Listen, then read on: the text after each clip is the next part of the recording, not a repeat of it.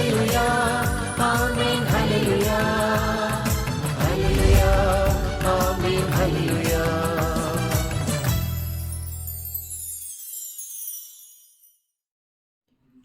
தந்தை, மகன், தூய ஆவியாரின் பெயராலே ஆமென்.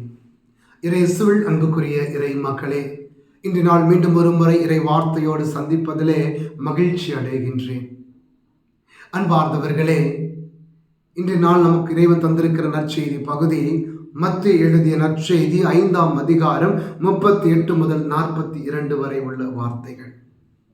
அன்பார்ந்தவர்களே, ஒரு தடவை நான் ஒரு பங்கில் தியானம் நடத்தி கொண்டிருந்த பொழுது அங்கே ஒரு கிராமத்தில் அந்த ஒரு குடும்ப வழக்கு ஒன்று ஏற்பட்டது. சொத்துக்களை முன்னிட்டு உறவுகள் அடித்து கொண்டிருக்கிற ஒரு நேரம் அது. வாக்குவாதம் முற்றுகிறது, கைகலப்பு நடந்து கொண்டிருக்கிறது. நானும் பங்கு தந்தையும் சென்று அங்கே அவர்களோடு பேசுகிறவர் எந்த ஒரு முன்னேற்றமும் இல்லை. அப்பொழுது அங்கே மன வளர்ச்சி குன்றிய ஒரு பிள்ளை அங்கே இருந்தான். எல்லாரும் ஒதுங்கி ஒதுங்கி போய்கொண்டிருந்த பொழுது இந்த மன வளர்ச்சி குன்றிய பிள்ளை சென்று முதலில் பெரியப்பாவை கட்டிப்பிடித்தான், சித்தப்பாவை கட்டிப்பிடித்தான். அடுத்து உறவுகள் ஒவ்வொருவரையும் அரவணைத்து அவன் வந்தான். சிலர் அவனை பார்த்து சிரித்தார்கள். அவனுக்கு என்ன புரியுது இந்த இடத்துல, இவன் லூசு மாதிரி நடந்துட்டு இருக்கிறானே. அன்பார்ந்தவர்களே, உண்மையில் அங்கே மனநோயாளி யார்? இன்று சொத்துக்களை முன்னிட்டு, உலக செல்வங்களை முன்னிட்டு வழக்கு தொடுத்து கொண்டு, சண்டையிட்டு கொண்டு, ஒருவரை வேறொருவர் வெறுத்து காயப்படுத்தி கொண்டு வாழ்ந்து கொண்டிருக்கிற ஒரு சமூக சூழலிலே இறைவன் நமக்கு புதிய ஒரு சிந்தனையை கொடுக்கின்றார்.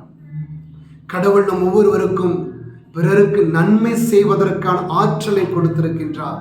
எனவே நம்மால் முடிந்த நன்மைகளை எல்லாருக்கும் செய்ய இறைவன் நம்மை அழைக்கின்றார். ஒருவனுடைய வலக்கண்ணத்தில் அறைந்தால் இடக்கண்ணத்தை காட்டு என்பது என்னுடைய கோழைத்தனத்தை அல்ல இறைவன் காட்டு சொல்லுவது. மாறாக அவனுக்கு தெரிந்தது தீமை செய்வதாக இருக்கலாம். ஆனால் ஆண்டவருடைய பிள்ளையாக, கடவுளை அப்பா தந்தை என்று அழைக்கின்ற கடவுளுடைய பிள்ளைக்கு நன்மை செய்ய தெரிந்திருக்கிறது.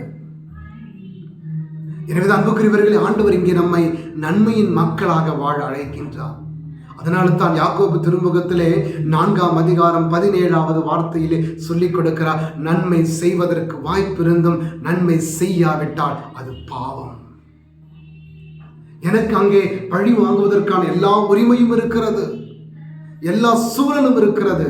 ஆனாலும் பழி வாங்குவதை விட்டுவிட்டு என் அன்பால் அவரை அரவணைக்கிற பொழுது, அவன் எனக்கு எதிராக செய்த குற்றங்களை மன்னிக்கிற பொழுது ஆண்டவருடைய நன்மைத்தனம் என்னில் வெளிப்படுகிறது. அன்புக்குரியவர்களே, நீங்களும் நானும் போராட வேண்டியது மனிதனுக்கு எதிராக அல்ல. அதாவது ஆண்டவர் சொல்லுகிறார், தீமை செய்பவரை எல்லாம் எதிர்க்க வேண்டியது. மாறாக அந்த தீமையையும், அந்த தீமை செய்ய என் சகோதரனையே எனக்கு எதிராக தூண்டுகின்ற அந்த தீய சக்தியையும் தான், சாத்தானையும் தான் எதிர்க்க வேண்டும். அதனால்தான் தொடக்கத்திலேயே மனிதனுக்கு எதிரான எதிரி யார் என்பதை கடவுள் அடையாளம் காட்டுகின்றார். சாத்தான் எப்பொழுது ஆதாம் ஏவாள் குடும்பத்துக்குள் வந்தானோ அப்பொழுதே அங்கே அவர்களுக்குள்ளே பிளவை ஏற்படுத்தி விட்டுட்டு போகிறான். அங்கே ஆண்டவர் சொல்லுகிறார், இவன் தான் உன்னுடைய எதிரி. எனவே அன்புக்குரியவர்களே, காயினை பார்த்து ஆண்டவர் சொல்லுகிற வார்த்தை உண்டு. தொடக்க நூல் புத்தகம் 4ஆம் அதிகாரம் 7வது வார்த்தையிலே அவர் சொல்லுகிறார், காயின் மனவேதனையோடு இருந்த பொழுது நீ நல்லது செய்தால் உயர்வடைவாய் அல்லவா.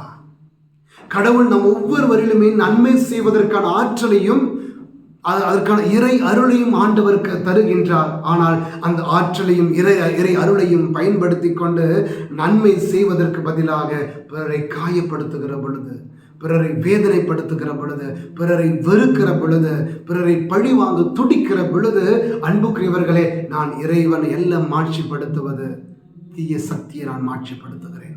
தீயவனை என் வாழ்க்கையின் செயல்பாடுகள் வழியாக நான் மாட்சிப்படுத்துகிறேன். என்னை வெறுக்கிறவனை நான் மன்னிக்கிற பொழுது, எனக்கு நன்மை செய்யாதவனை கூட நன்மை செய்கிற பொழுது நான் இறைவனை மாட்சிப்படுத்துகிறேன்.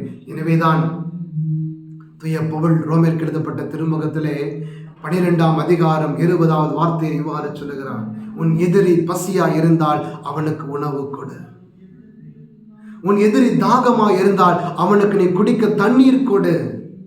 அவன் உனக்கு செய்ததெல்லாம் தீமைதான்.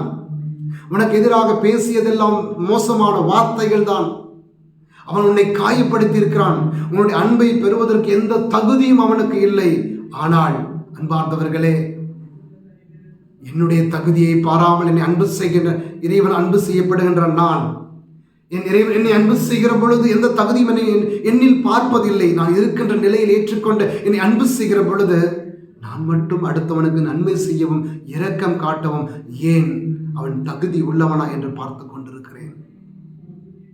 அன்புக்குரியவர்களே, நாம் இறை சன்னதியிலே அருள் வேண்டி ஜெபிப்போம். ஆண்டவரே, நீர் நன்மையுள்ளராக இருப்பது போல, சென்ற விடங்களெல்லாம் நன்மை செய்தீர் என்று வார்த்தை வெளிப்படுத்துவது போல எங்கள் வாழ்க்கையிலும் நாங்கள் என்றும் நன்மையுள்ள மக்களாக, எங்களால் முடிந்தவரை பிறருக்கு நன்மை செய்யக்கூடிய மக்களாக வாழ்ந்து உம்மை மாட்சிப்படுத்த எங்களுக்கு இறை அருளை தாரும். அன்னை மரியாளே, எலிசபெத் அம்மாளுடைய தேவையிலே ஓடி சென்று நன்மை செய்தவரே, நாங்களும் எங்களால் இயன்றவரை பிறருக்கு எங்களுடைய நன்மை எப்பொழுதெல்லாம் தேவைப்படுகிறதோ அப்பொழுதெல்லாம் சென்று நன்மை செய்ய எங்களுக்கு இறையருளை பெற்றுத்தாரும். ஆமேன். தந்தை, மகன், தூய ஆவியின் பெயராலே ஆமேன். Hallelujah, Amen, Hallelujah, Hallelujah.